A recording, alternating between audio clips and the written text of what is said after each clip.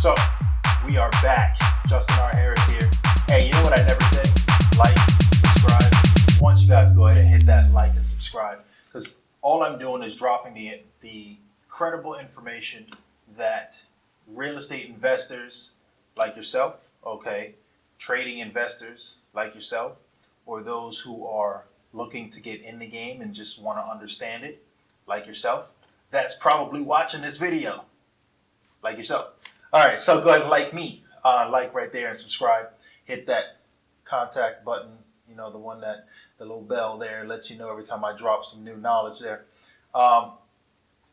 Today, what I wanted to do is I just wanted to really recap on some things that happened over the week. I've been extremely busy. This video should have dropped yesterday. So the reason being is because I'm working through some deals right now. Had to do a little bit of driving to get one of these deals, other deals to happen. I got a land deal. Anyone looking for 11.2 acres? This guy's land is hot and ready right now. I have some people asking for it, but as you know, down here in Florida, things are moving. They're moving real fast. So if you are looking to invest, you're looking to develop, you're looking to do things like that, definitely reach out to me. I got a doctor's office that is hot and ready right now. I just received one of my partners that I work with, he's got, and he's working with me in tandem, a plaza, 34 million, okay, and he's looking to offload it, so I'm working with him on that. So the asking price is 34 million. It is 90% occupied. Working on some numbers so I can see exactly what the cap rate is, but it's doing pretty great right now. It has some key anchor businesses in there. I talked to you guys about what anchor means and stuff like that. If you don't know, that's like the big dog in the plaza, if you will. You know, if you have a plaza and it has Publix. Publix is a big brand down here in Florida. I'm not sure about across the rest of the U.S.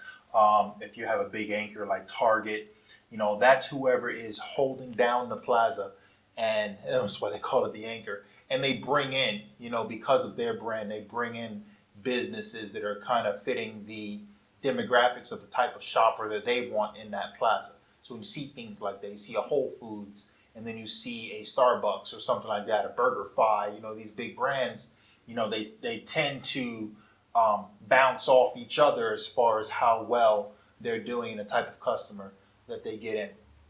Right. One of the other things I want to cover is, you know, I attended today a commercial symposium here in South Florida, which composed of Broward County, St. Lucie County, and Palm Beach County commissioners, and, you know, other relevant people who stay active in this industry, and they send their services out. We had some big companies like CCIM, Crexi, and some other brands that were there, you know, who are a part of the entire commercial network, not just here in Florida, but globally. And I just want to pass on some knowledge of what's happening and how everything's affecting everything else in that kind of butterfly effect. I talked to you guys about, you know, shipping and the freighters sitting out there in the water on a previous video, and that's an issue. Not too much of an issue here in South Florida, as our ports, the Port of Everglades, and then, you know, we have the ports out of West Palm Beach, and then going up to Central Florida. So we have several big ports here on the East Coast, Southeast coast of Florida, and business is booming, which is why everyone's coming down here, is because they can still get what they need. Supplies are still an issue, okay?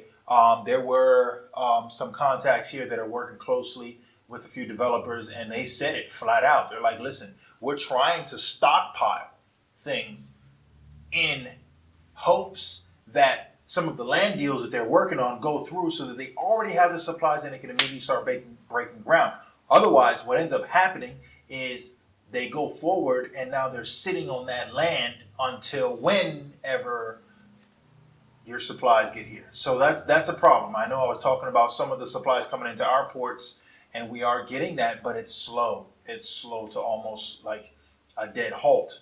And it's because things like lumber and things like that come from higher up in the U.S., you know, and are either by train or, you know, major trucking coming down, you know, 95 to here, South Florida. So that's a big concern right now. aside from that, we have, the freighters for all like the retail stuff. I mean, retail and like doing Amazon, their business is booming for them too. You can order something and get it next day. It's their warehouses down here. Industrial side is crazy because warehouses are, they're getting skinnied up down here. I have a client right now. They have an upholstery company, and I told them, I'm like, hey, listen, this is a little bit above your budget, but don't worry, you're gonna make your money. Business is crazy. I keep telling you, business is booming. So you need to go. You need to grab this. It's ideal. You like it.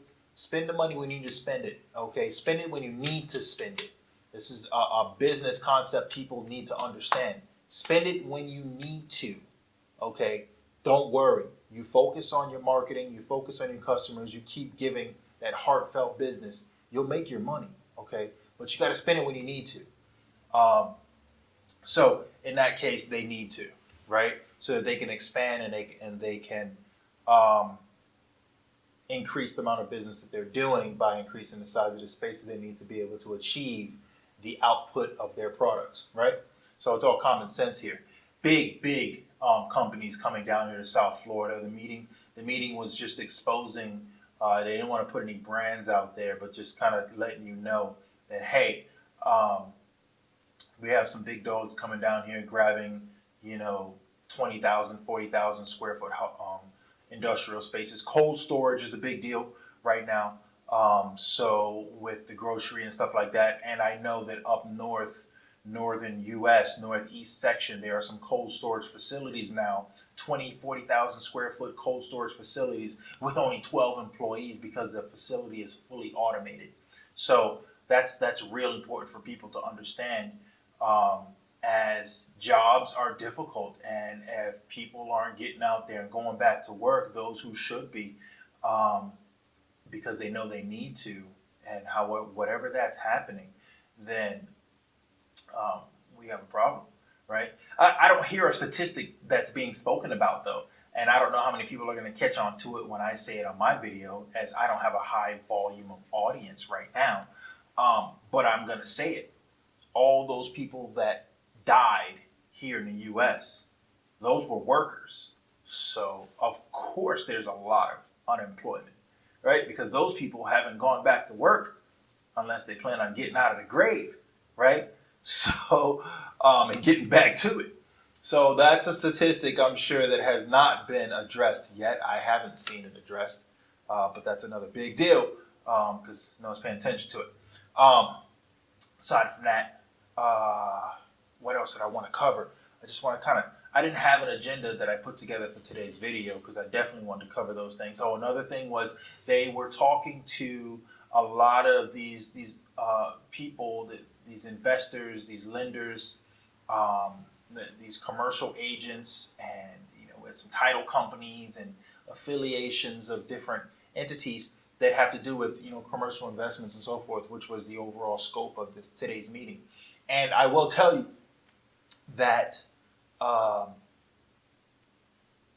they're a little concerned when it comes to understanding how NFTs work, tokens work, Bitcoin, blockchain. These were all the conversations. The reason why Bitcoin as a cryptocurrency came up is because that's the big name that everyone likes to use. They did get into some of the altcoins and how there's a little bit of confusion because there's a saturation of all these different altcoins that have different jobs to do different things. And they're like, well, why can't someone just dumb it down and have a catch-all, type altcoin? I'm sure it'll come out. Something's going to come out for something, as there's always someone seeking improvement or ways to do better, right? But the big thing is how title companies are handling the processing of using a cryptocurrency in exchange on real estate. Because with title companies, you can't insure something if they can't hold the money, and it's not considered currency for the exchange of the purpose. So there were some, I'm kind of touching on things that's not my field of study, but I can tell you, any title company can tell you that there's an issue with that right now. And I can tell you my solution when it comes to using cryptocurrency to purchase real estate. It's real simple. The exchange rates are going to change, but that's the volatility of the deal. So when the deal is done, it is essential that it happens like the following. You move your money over into the currency of where you are doing the real estate transaction, whether it's here in the US or any other country. Okay, now you have your set figure because you just paid your gas fees and so forth to move that over to that dollar. Then you have your line items to cover your taxes, stamp tax, commissions, all these different things that need to come out. Okay, and then paying the lender off if there's a balance on the property and so forth, right? And then at the end, what is left over on the checks and balances of that title line item breakdown, okay, that's what goes back to whatever the cryptocurrency is and now to the seller, okay, and hoping that they either gain, all right, on that dollar because it went back up or went back down, or maybe they lost a little bit, and that's a chance of the deal, right? So that's where the deal is real critical. But what I like about it, okay, that if the deal is done on a blockchain type efficiency, okay, then it's verified. And then from there on out, we start verifying all these deals and what's happening and who owns what. And everything becomes a lot more recognized. It actually will make it easier to identify who owns what as far as confirmation when it comes to whether or not the deal occurred, okay, and the legitimacy of the deal. Does that make sense? So that there's no fraud happening. Like this person who says they are this person did this deal and so forth, and all these other verifying entities that are a part of the blockchain have confirmed it. Okay, we need more verifiers out there. So there needs to be a way to confirm that, because obviously the more verifiers that are attached, and it seems like Ethereum is the best system to do that, which is why gas fees are so high right now, because there are so many verifiers. I'm sure that they're going to try to solve this problem. They're working on that because Ethereum doesn't want to drop the ball and get replaced by someone else trying to do it better. So essentially, that's what it was about. I can tell you that was over a lot of people's head at that meeting. And it's going to take some time. So they know that it can't be ignored. Cryptocurrency and blockchain is the way to go. We know that's the movement. I had a small discussion with a person there at the meeting, and I was explaining to him, I was like, listen, thinking outside the box is the way to go right now. Think of communication and talking to people in the metaverse, what Facebook is doing, right? It's crazy. That's off the chain. But we could all be everywhere. You can have a actual in-person sit down, some sort of scaled up room. You're there in the metaverse and have a meeting in person without ever actually flying there, unless you really need to be there physically. What reason would that need to be happening? Imagine in the metaverse, you're looking at a physical contract and you sign it. And because your metaverse character signed it right there on the spot, that signature is legit, looking at an actual PDF document in the metaverse, real deal. You sign it, that's legit, that covers, and then both people receive an email, PDF, verified version of it, and the contract was signed just like a liquid signature in person. Mind blowing. That's what I wanted to cap on today. Locking it up real short and sweet.